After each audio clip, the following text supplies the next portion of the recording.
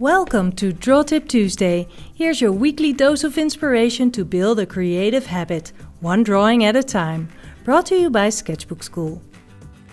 Today we're using pen and paper.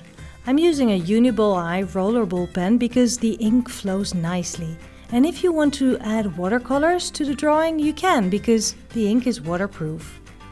I often get the question, how do you draw a scene or a still life and get the proportions and perspective right?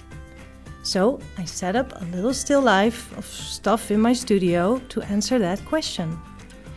A great way to forget about perspective and still get it right is doing a continuous line drawing.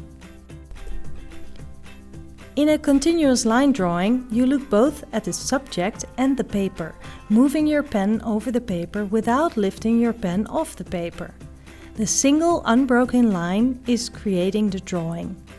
Like blind contour drawing, you let your pen follow and trust your eyes while they wander along the contours and shapes of your subject or still life. I'm speeding up the video so you can see the full process without getting bored. Take your time to look at your subject. You can pause to look where certain shapes meet, look at the angles and the proportions, but don't get caught up in the details and don't lift up your pen. Sure, you can lift up your pen once or twice if you need to, but basically stick to the rule of the continuous line.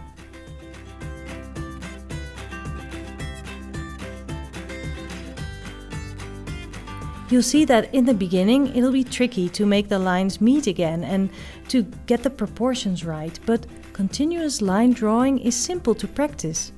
Draw your breakfast in one single line. Draw a selfie, your dog, drawing tools, your hand, your shoes. Anything will be a good subject to practice this technique. And the more you do it, the more fluent you'll get at it.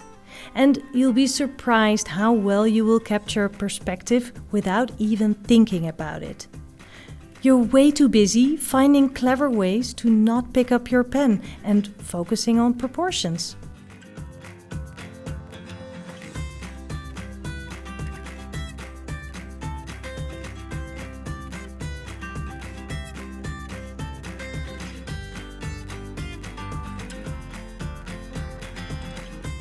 You can leave the drawing like this or color it with watercolors, markers, color pencils, crayons or whatever your choice of tools is. Or you can add a little bit of shadow with hatching lines.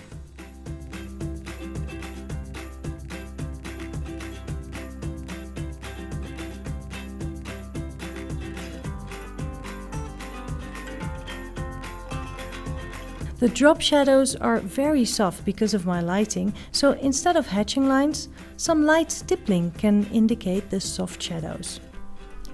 Next week I'll show you another approach of drawing a still life, getting the perspective and proportions right. See you then!